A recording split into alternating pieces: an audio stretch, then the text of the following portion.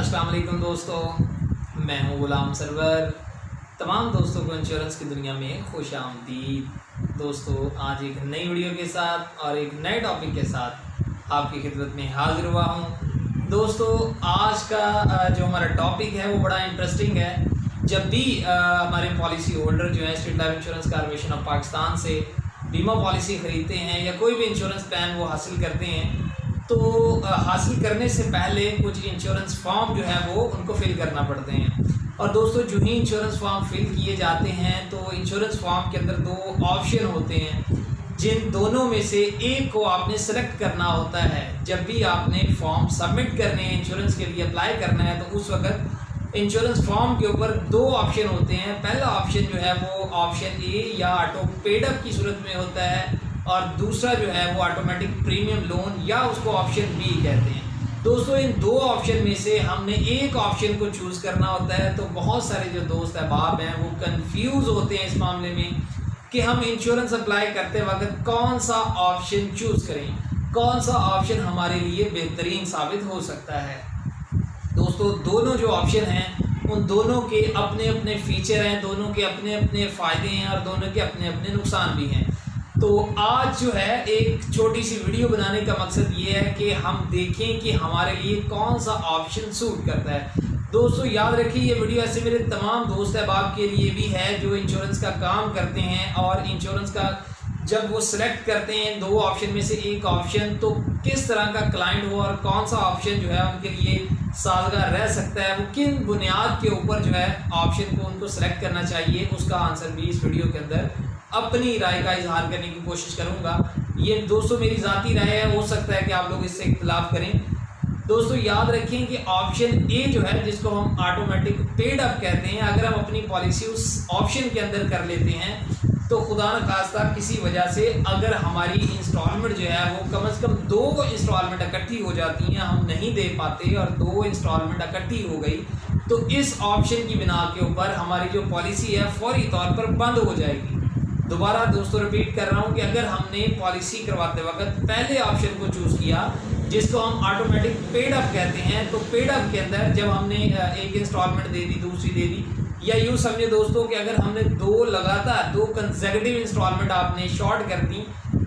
और तो आपकी पॉलिसी फिर इन्फोर्स नहीं रहती इस ऑप्शन के मुताबिक। आपकी पॉलिसी जो है वो ऑटो पेड अप के अंदर चली जाती है। ऑटो पेड अप का मतलब ये है कि अब आपका जो पैसा है वो अमानती खाते में चला गया है, या अब आपका पैसा महफूज हो गया है, अदारा जो है आपकी पॉलिसी को इन्फोर्स नहीं रख सकता। लेकिन दोस्तों, इसका रिस्क कवर अल्टीमेटली ख़त्म हो जाता है। लेकिन इसका फ़ायदा ये है कि अगर किसी की 2 या 3 इंस्टॉलमेंट चली गई हैं स्टेट लाइफ की तरफ, तो उसका गया हुआ पैसा ख़त्म नहीं होता, उसका गया हुआ पैसा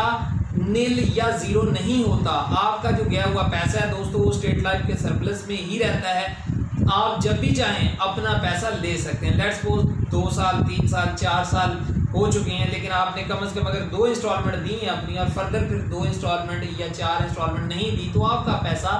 पहले ऑप्शन के मुताबिक फौरी तौर पर स्टेट लाइफ के पास ही महफूज हो जाता है। ख़ास तौर पर ऐसे तमाम दोस्त अहबाब जो कि लोअर तबके को डील करते हैं। लोअर तबके से मुराद ये है कि अगर कोई फाइनेंशियली स्ट्रॉन्ग नहीं है पॉलिसी होल्डर, तो कोशिश करें उसकी पॉलिसी ऑप्शन ए के अंदर करें, ताकि दोस्तों अगर वो किसी वजह से मुआशी परेशानी का शिकार हो जाए, उससे अपनी इंस्टॉलमेंट फर्दर ना दी जा सकें, तो कम से कम जो उसकी इंस्टॉलमेंट स्टेट लाइफ की तरफ दोस्तों गई हुई हैं, कहीं वो ज़ाया ना हो जाए। क्योंकि अगर ये ऑप्शन बी में पॉलिसी हो तो उसका रिस्क कवर जारी रहता है। अगर ऑप्शन बी आपने चूज़ किया तो उसका रिस्क कवर जारी रहता है पॉलिसी का, लेकिन आपका गया हुआ जो पैसा है, अगर आप अगली इंस्टॉलमेंट नहीं दे पाते, तो आपकी जो बोनस है उसी को एडजस्ट कर दिया जाता है अगले प्रीमियम के तौर पर। तो आपका जो पैसा है वो with the passage of time कम होता जाता है। कम होते होते दोस्तों एक दिन आएगा कि उसकी वैल्यू ज़ीरो हो जाएगी। और अगर कोई जो शख्स है, अगर कोई पॉलिसी होल्डर फाइनेंशियल तौर पर स्ट्रॉन्ग नहीं है, तो दोस्तों उसके लिए ये नहायत ही यूँ समझें कि उसके लिए ये अच्छी बात नहीं है कि उसका गया हुआ पैसा भी उसको ना मिले, और इसका एक फिर बैड इम्पैक्ट भी मिलता है। क्योंकि उसको हम समझाने की कोशिश करते हैं कि जी आपका रिस्क कवर था, आपका रिस्क कवर था, उसको इस चीज़ से कोई गर्द नहीं। फिर क्योंकि वो ये समझता है कि मेरा अपना गया हुआ पैसा भी स्टेट लाइफ मुझे नहीं वापस कर रहा, तो मुझे इस ऐसी पॉलिसी की क्या ज़रूरत थी। तो उस सूरत में याद रखिए दोस्तों, अगर आपकी फाइनेंशियल पोजीशन स्ट्रॉन्ग नहीं है और आपको शुबा है कि खुदा न खास्ता कल किसी वजह से अगर हम अपनी पॉलिसी जारी ना रख सकें तो कहीं हमारा पैसा भी ज़ाया ना हो जाए, दिया हुआ भी, तो उस सूरत में ऑप्शन ए को सिलेक्ट करें ताकि आपकी पॉलिसी अगर किस्त ना देने की वजह से बंद हो जाए तो आपका पैसा महफूज ही रहे। लेकिन दोस्तों अब याद रखें, अगर 50 साल से ज़ायद उम्र की पॉलिसी है या मेडिकल पॉलिसी है तो उसमें कोशिश करें हमेशा कि ऑप्शन बी रखें, ताकि कल किसी वजह से अगर पॉलिसी के इंस्टॉलमेंट शॉर्ट हो जाएं तो उनकी पॉलिसी का जो तहफ़्फ़ुज़ है उसको बरकरार रखने के लिए दोबारा मेडिकल करवाने की ज़रूरत ना पड़े। क्योंकि एक दफ़ा जब आपने पॉलिसी मेडिकल से करवा ली, क्योंकि ओवर एज में अक्सर व बेशतर आपके मेडिकल लग जाती हैं, जब आप मेडिकल से पॉलिसी करवाएंगे दोस्तों, तो अगर किसी वजह से वो बंद हो गई और ऑप्शन ए में हुई तो दोबारा मेडिकल ही करवाना पड़ेगा, फिर ही पॉलिसी बहाल होगी। लेकिन इसके बरक्स अगर ऑप्शन बी में अगर आपने उस शख्स की पॉलिसी की हुई तो वो फिर एज इट इज़ उसका रिस्क कवर जारी रहेगा और खुदा न खास्ता उस दौरान अगर कोई मिसहैप हो जाता है तो मुकम्मल claim state life insurance corporation of Pakistan उसके वर्षा को देने का पाबंद है। तो किस्सा मुख्तसर ये दोस्तों समरी ये है कि अगर कोई आपका पॉलिसी होल्डर फाइनेंशियली स्ट्रांग नहीं है तो कोशिश करें उसकी पॉलिसी ऑप्शन ए के अंदर की जाए, और अगर कोई दोस्त जो है